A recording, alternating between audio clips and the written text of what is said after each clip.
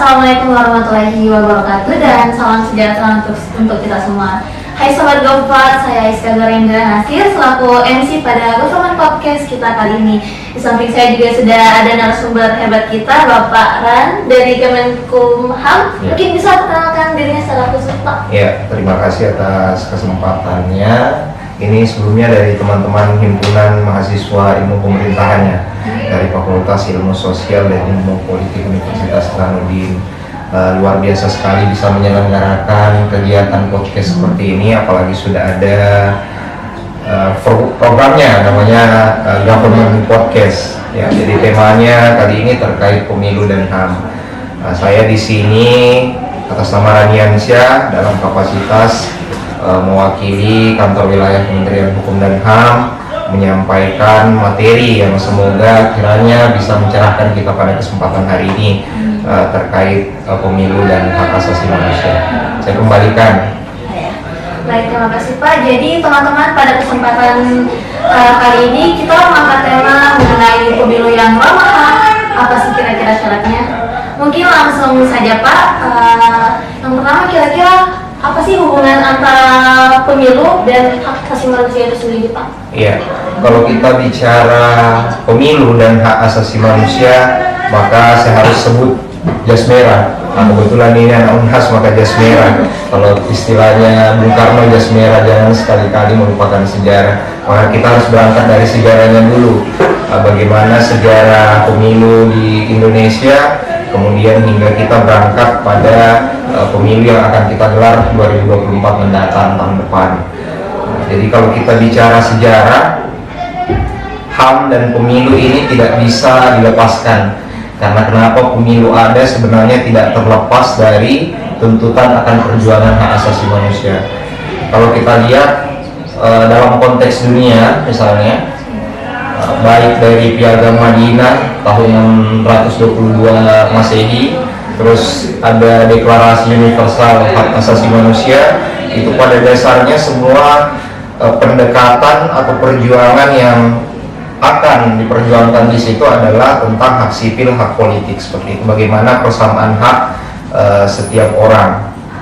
Nah, itulah kemudian yang ingin diperjuangkan dalam pemilihan umum. Jadi misalnya kalau kita lihat hak asasi manusia itu dibagi atas 3 generasi.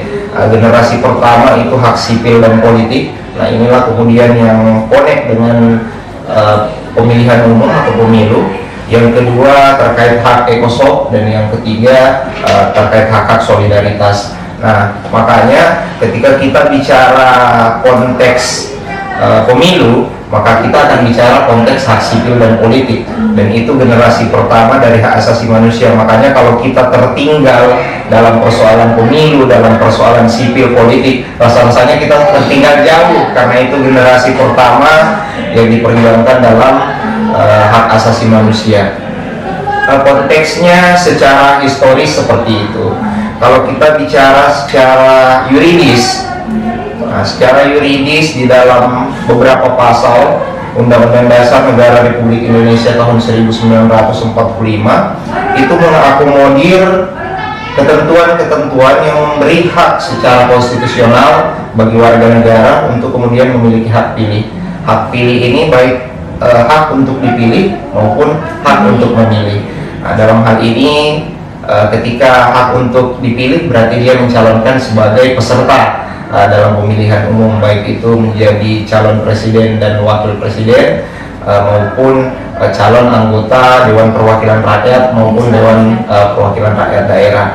Jadi seperti itu. Sementara pemilih berarti kita sebagai warga negara yang memenuhi syarat itu sudah boleh ikut dalam pemilihan umum. Jadi artinya negara melalui konstitusi, melalui instrumen hukum tertinggi negara sudah menetapkan aturan-aturan konstitusional yang memberikan hak kepada warga negara untuk kemudian memiliki hak pilih.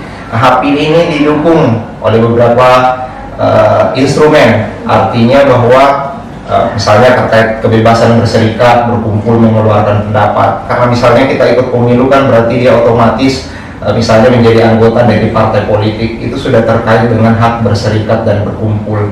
Kemudian hak mengeluarkan pendapat atau hak menyatakan pendapatnya, pikirannya, hati nuraninya, itu konteksnya berdasarkan ketentuan-ketentuan hak asasi manusia. Jadi ketika bicara pemilu secara konstitusional sudah ini, ke undang-undang yang ada di bawahnya pun demikian. Misalnya Undang-Undang Hak Asasi Manusia itu Undang-Undang 39 tahun 1999 tentang hak asasi manusia. Jadi di dalam undang-undang itu instrumennya kurang lebih sama, tetapi mengatur lebih luas. Misalnya setiap warga negara atau kelompok orang sudah bisa membentuk organisasi, baik itu organisasi berupa partai politik, lembaga swadaya masyarakat, atau organisasi lainnya berdasarkan ketentuan peraturan perundang-undangan. Kalau kita lihat lagi konteks kedaulatan yang ada di Indonesia kan kedaulatan rakyat. Artinya ketika kita baca pasal 1 ayat 2 Undang-Undang Dasar Negara Republik Indonesia tahun 1945, disebut di situ bahwa kedaulatan berada di tangan rakyat dan dilaksanakan menurut atau berdasarkan Undang-Undang Dasar. Artinya bahwa pemilu atau pemilihan umum ini diselenggarakan sebenarnya untuk menunjukkan bahwa kedaulatan di negara kita ini berada di tangan rakyat. Itu secara yuridis. Secara teknis, kalau kita bicara secara teknis pemilu, artinya ada beberapa hak yang melekat di situ. Ada hak yang melekat dalam proses, dalam seluruh tahapan pemilu. Di antaranya misalnya hak kependudukan. Misalnya orang terlibat pemilu harus punya EKTP misalnya. Sekarang pertanyaannya, semua orang masyarakat kita, warga negara kita yang sudah cukup umur sekarang sudah akan memiliki EKTP.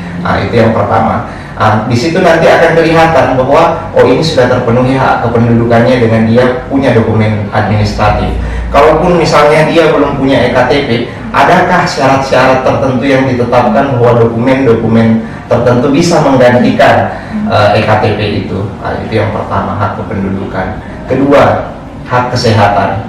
Misalnya pada pemilu 2019 kita masih ingat ada kejadian penyelenggara pemilu sampai kelelahan, ada yang sampai sakit, ada yang meninggal. Itu bisa menjadi evaluasi bahwa ke depan apakah kita sudah menyiapkan akses layanan kesehatan bagi penyelenggara pemilu kita. Itu konteks hak asasi manusianya. Yang ketiga, hak atas informasi. Hak atas informasi ini berkaitan dengan tahapan pemilu, proses pemilu, cara memilih, bagaimana langkah hukum yang bisa dilakukan jika merasa diperlakukan tidak adil dalam semua tahapan pemilihan umum. Itu harus dijamin oleh negara karena itu merupakan bagian dari hak asasi manusia. Belum lagi kita bicara secara teknis mengenai bagaimana kita menciptakan pemilu yang inklusif, bisa diakses semua orang. Bagaimana pemilu yang inklusif itu, misalnya penyandang disabilitas, kelompok rentan lain seperti warga binaan pemasyarakatan, pasien di rumah sakit, tenaga kesehatan, buruh pertambangan atau perkebunan. Apakah itu semua sudah memiliki akses yang sama dalam memberikan suaranya ketika pemilihan umum? Jadi secara historis, secara yuridis, secara teknis, itu sudah semuanya sangat erat kaitannya antara pemilu dengan hak asasi manusia. Ya, berarti mungkin memang di dalam pemilihan umum itu baik kita menjadi pemilih maupun kita yang dipilih, memang konteksnya itu ada hak asasi manusia. Ada hak asasi manusia, betul. Ya, mungkin selanjutnya Pak, kira-kira bagaimana pemilu dapat mendukung pelaksanaan dan perlindungan HAM itu sendiri? Bagaimana pemilu mampu mendukung pelaksanaan atau perlindungan HAM? Pertama dari proses, dari sisi prosesnya dulu kita lihat. Tadi saya sudah sebutkan bahwa ada konteks yuridis, ada hak-hak yang harus dipenuhi dalam proses pemilu. Yang pertama, kita harus jamin bahwa setiap orang yang sudah memenuhi persyaratan itu harus mampu mengakses suaranya. Ya, artinya dia punya kesempatan untuk memilih, apakah dia penyandang disabilitas, pasien di rumah sakit, warga binaan pemasyarakatan di dalam lapas atau rutan, itu semua harus punya akses yang sama untuk memilih calonnya. Begitupun tenaga kesehatan, buruh pertambangan. Jangan sampai ada buruh misalnya atau orang yang dalam kuasa atasannya misalnya, itu dimobilisasi. Misalnya buruh perkebunan atau pertambangan itu sangat rentan sangat rentan untuk dimobilisasi mendukung calon tertentu. Itu kan misalnya melanggar hak asasi manusia seseorang. Jadi dari sisi proses dulu harus dipastikan. Kedua tadi terkait hak atas informasi, hak atas kesehatan, sudahkah proses pemilu itu menggambarkan atau memenuhi hak asasi manusia? Itu dari sisi proses. Kedua, hasil pemilu. Bagaimana hasil pemilu bisa melahirkan perlindungan dan penegakan HAM? Tentu berdasarkan orang-orang yang terpilih. Kalau orang-orang yang terpilih berdasarkan proses yang jujur, berintegritas, tentu dia akan pendekatannya juga pasti bercita hak asasi manusia. Misalnya dari sisi legislatif yang terpilih anggota dewan dalam penyusunan peraturan perundang-undangan yang menjadi kewenangan dari lembaga legislatif, tentu ia akan menyusun peraturan perundang-undangan yang berperspektif HAM misalnya. Jadi akan terbentuk atau terpilih orang-orang yang memiliki perspektif HAM dalam penyusunan kebijakannya. Jadi nanti kita punya produk hukum yang berperspektif hak asasi manusia. Gitu. Yang kedua, misalnya presiden, segala kebijakannya pasti terkait hak asasi manusia. Misalnya dalam konteks Indonesia sekarang, kita sudah punya banyak sekali program-program terkait hak asasi manusia, diantaranya Rencana Aksi Nasional Hak Asasi Manusia, Kabupaten Kota Peduli HAM, fasilitasi dan penanganan dugaan pelanggaran HAM. Itu semua merupakan program-program pemerintah yang tidak akan ada kalau tidak ada hasil pemilu. Nah, hasil pemilu inilah yang kemudian menentukan bagaimana arah penegakan dan pemajuan HAM ke depannya. Karena presiden misalnya yang terpilih pasti punya sasaran strategis tertentu. Misalnya dalam 5 tahun masa jabatannya dia akan melakukan program apa. Nah, dari situ kita akan melihat bagaimana penegakan hak asasi manusia juga berjalan. Jadi kita teman-teman terkait bagaimana pemilu dapat mendukung pelaksanaan dan perlindungan HAM itu sendiri. Seperti yang dijelaskan tadi Bapak, dari segi prosesnya memang mungkin yang kita takutkan dari kelompok-kelompok marginal tadi terkait mobilisasinya dan lain sebagainya. Terus mungkin Pak, tantangan yang dihadapi dalam memastikan pemilu yang adil dan menjaga hak asasi manusia? Tantangannya yang pertama, perkembangan teknologi informasi. Tentu berat kalau kita membebankan beban pengawasan pemilu kepada badan pengawas itu atau Bawaslu, badan pengawas pemilu. Tentu berat tugasnya karena sekarang perkembangan teknologi informasi semakin besar.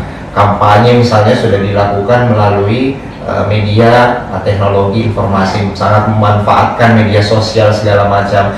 Potensi pelanggaran pemilu itu besar. Orang diintervensi, kalau dulu mungkin orang diintervensi bisa di dunia nyata saja, tapi dalam konteks sekarang orang bisa diintervensi, diancam itu lewat dunia maya.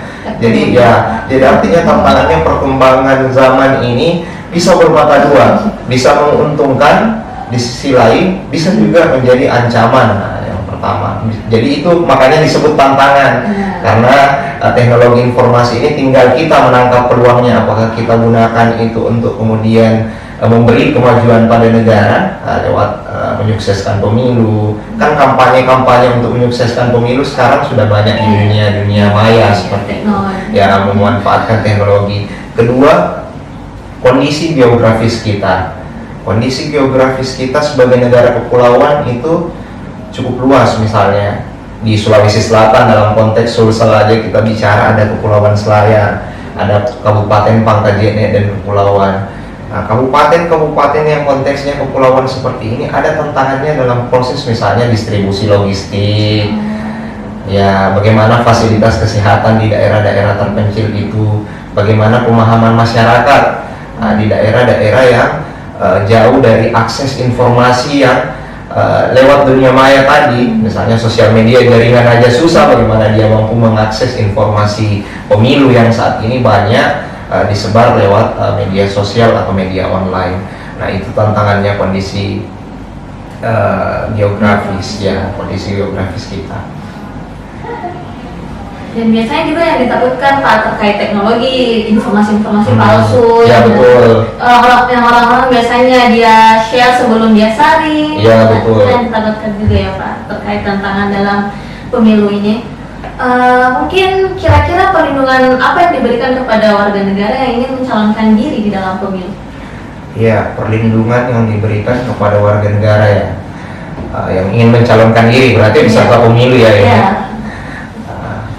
Bagi warga negara yang ingin mencalonkan diri dalam pemilu, dari sisi Undang-Undang Dasar tadi sudah jelas diatur bahwa setiap orang bebas berserikat, berkumpul, mengeluarkan pendapat.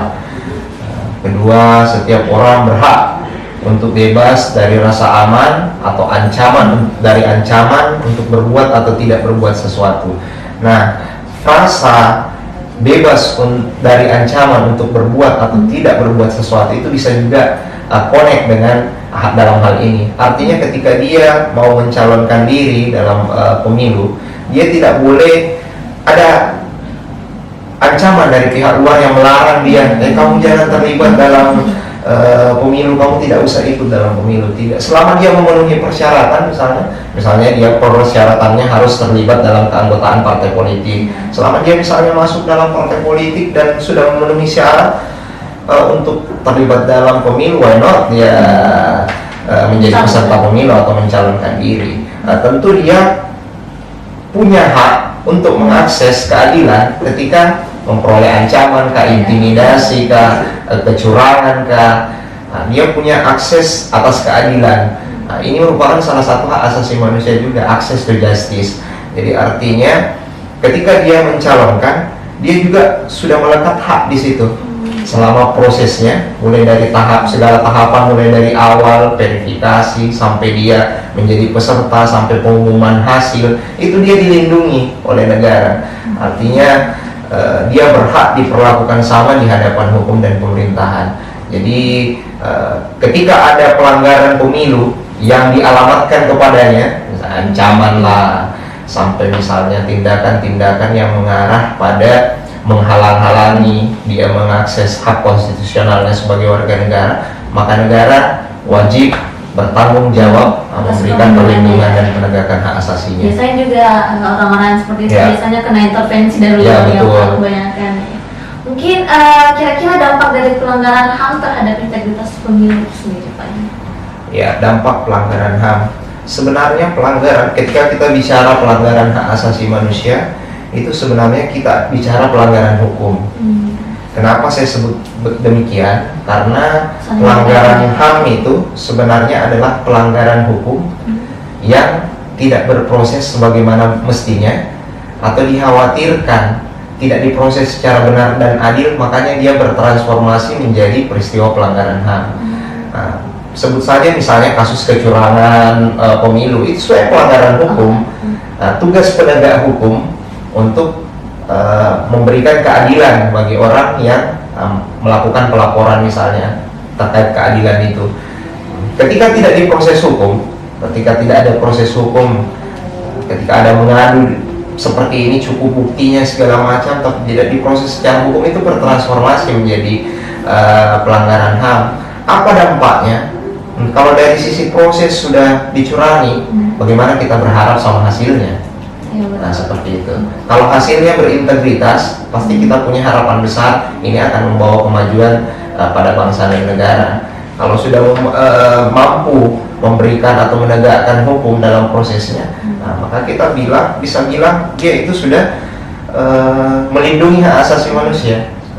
Karena salah satu konteks negara hukum adalah jaminan perlindungan terhadap hak asasi manusia. Jadi kalau dia sudah memenuhi prosedur hukum, menegakkan aturan dalam segala proses pemilu, itu artinya dia sudah turut menyukseskan perlindungan dan penegakan hak asasi manusia.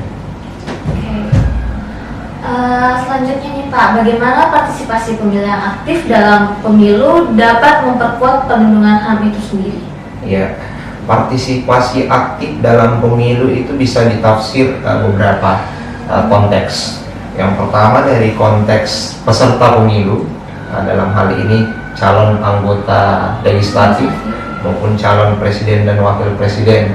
Nah, itu konteksnya ketika ia berpartisipasi menyukseskan pemilu yang berintegritas, tentu dia akan mulai dari segala proses tahapannya, mulai dari kampanye, proses pemilih, sampai pengumuman hasil pemilihan, itu dia berintegritas dalam prosesnya, sehingga tidak ada hak asasi manusia yang terlanggar ketika semua peserta pemilu punya kesadaran yang sama bahwa proses ini harus kita lalui secara jujur. Tidak boleh mendiskriminasi kelompok atau orang-orang tertentu. Itu perspektif itu harus ada dari setiap calon. Yang kedua, dari peserta. Dari peserta pemilu itu semua harus mengawasi. Artinya pengawasan tidak cuma dilakukan oleh Bawaslu tadi, lembaga-lembaga yang berwenang, bukan cuma KPU, DKPP maupun Bawaslu yang bertugas saat pemilu, tapi kita semua sebagai warga negara punya tanggung jawab dalam menyukseskan pemilu itu. Oke, mungkin tindakan yang dapat diambil nih Pak untuk memastikan pemilu yang bebas, adil, dan menghormati HAM. Ya, untuk memastikan itu, yang pertama kita harus punya regulasinya tentu. Nah, sekarang kan tadi sudah ada beberapa regulasi kami sebutkan. Itu secara Undang-Undang Dasar Negara Republik Indonesia 1945 itu kita sudah ada jaminan secara konstitusional. Terus secara yuridis dalam Undang-Undang HAM, Undang-Undang Pemilu itu juga sudah ada. Saya sempat baca beberapa artikel, juga Komnas HAM sudah punya standar norma dan pengaturan dalam menciptakan pemilu yang ramah HAM. Artinya dari sisi sebelum kita melangkah ke dalam pemilu ini, sebagai negara hukum kita harus siap dong dengan dasar hukumnya apa. Jadi kita bisa menegakkan aturan, kita bisa memproses hukum orang yang melakukan pelanggaran. Karena di dalam negara hukum, orang jika melakukan kesalahan tetapi tidak ada aturannya kan tidak bisa diproses. Makanya kita harus lengkap dulu instrumen hukumnya. Ketika kita bicara teknis, ya teknis itu juga ada aturannya. Seperti apa standar misalnya TPS tertentu, adakah petugas kesehatannya, bagaimana bisakah dia diakses semua kalangan, Standar operasional. ya standar operasionalnya, standar teknis. Standar operasional itu bagian dari instrumen aturan yang harus dipatuhi semua penyelenggara pemilu. Jadi itu sebenarnya hal-hal yang harus dipersiapkan. Jadi instrumen dulu, instrumen aturan. Ketika itu sudah ada, nanti kita menegakkan aturan. Jadi jangan cuma ada instrumen tapi kemudian tidak ditegakkan. Orang kemudian akan berpikir ketika ada sanksi, ketika ada aturan, aturannya jelas pasti, itu pasti orang akan berpikir untuk melakukan pelanggaran, berpikir ulang untuk melakukan pelanggaran. Misalnya terkait saja money politik. Money politik, kalau perspektif orang umum kebanyakan selalu mengatakan terima saja uangnya, jangan pilih orangnya. Padahal dalam konteks hukum, yang memberi maupun yang menerima itu dapat diproses hukum. Artinya sama-sama salah, yang memberi maupun menerima. Jadi tidak boleh ada lagi perspektif yang mengatakan terima uangnya, jangan pilih orangnya. Itu perspektif yang keliru dalam konteks hukum, karena baik yang memberi maupun menerima money politik itu sama-sama bersalah dan dapat diproses secara hukum. Oke, selanjutnya mungkin bagaimana kebebasan berpendapat dan berekspresi dijamin selama kampanye pemilu di Indonesia? Kebebasan berpendapat dan berekspresi ini ada ketentuannya. Jadi misalnya terkait peserta, dia tentu berhak melakukan kampanye politik untuk mengumpulkan dukungan. Makanya sekarang kalau kita lihat sekarang sudah banyak banner, spanduk segala macam untuk terkait calon-calon tertentu. Itu dijamin perlindungannya oleh negara. Tetapi tentu dalam proses itu dia harus juga memperhatikan ketentuan-ketentuan yang ada. Misalnya dia tidak boleh memasang spanduk di fasilitas-fasilitas tertentu. Misalnya fasilitas negara, masjid, sekolah, itu kan tidak boleh dia.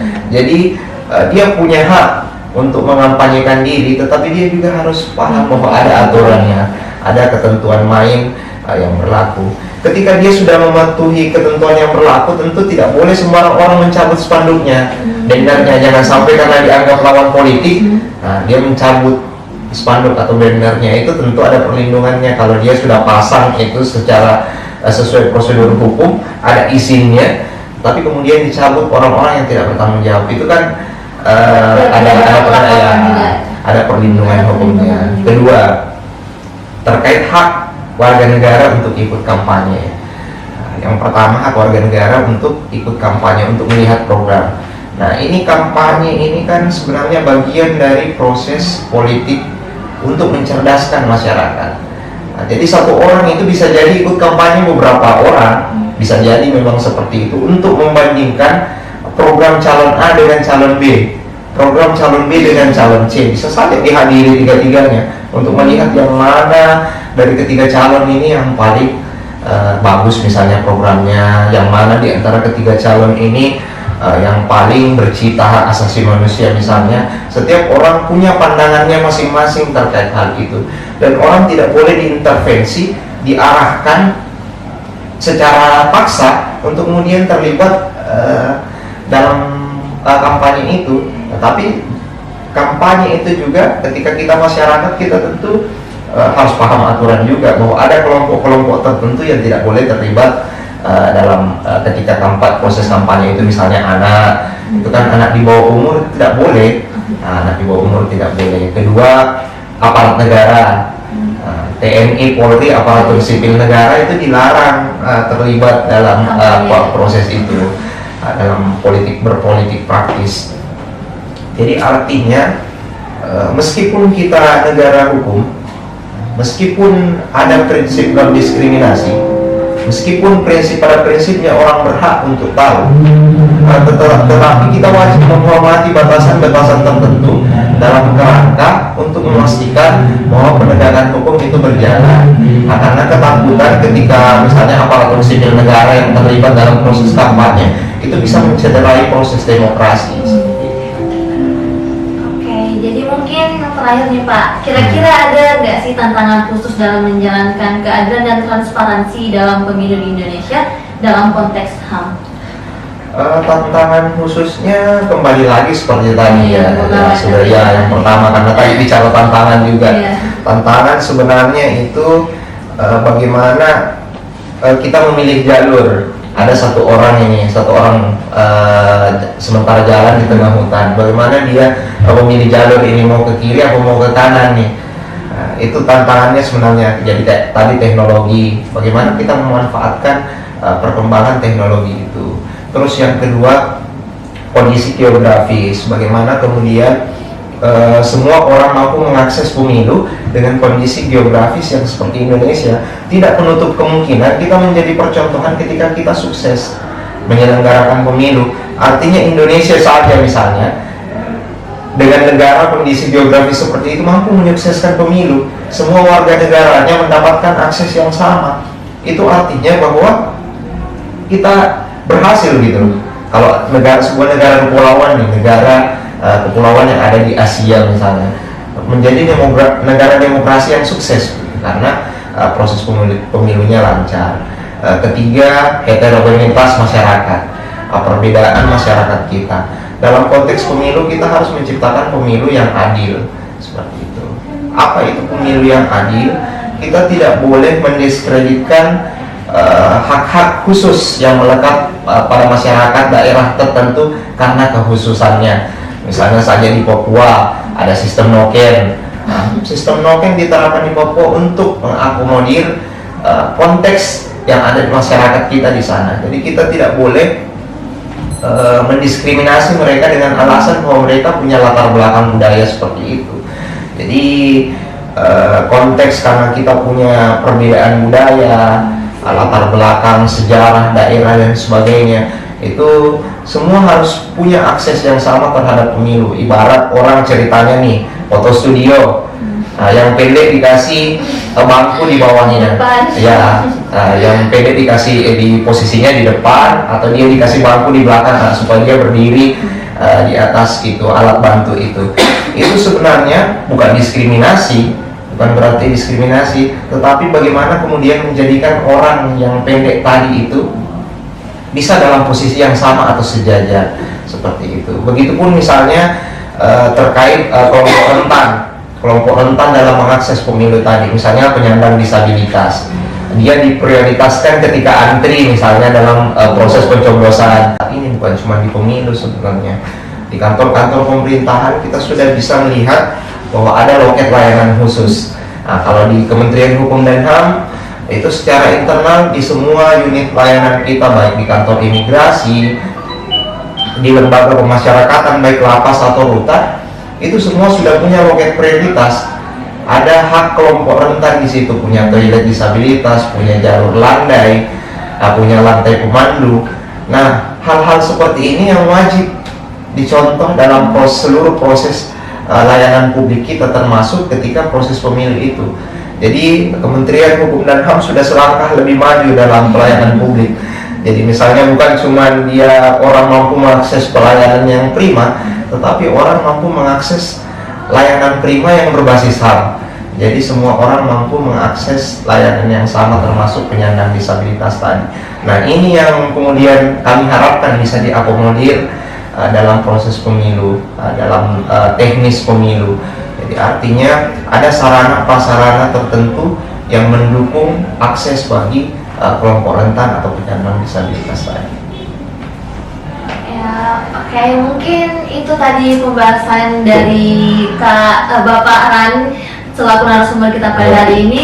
Mungkin cukup sekian Pak pembahasan hari ini. Terima kasih kami ucapkan kepada Bapak Ran dari Kemenkumham selaku narasumber yang telah berbagi ilmu dan meluangkan waktunya kepada kita. Mungkin cukup sekian teman-teman. Semoga Government Podcast kali ini memberikan kalian manfaat yang luar biasa bagi kita semua. Mungkin cukup sekian Pak. Assalamualaikum warahmatullahi wabarakatuh dan salam sejahtera untuk kita semua. Terima kasih.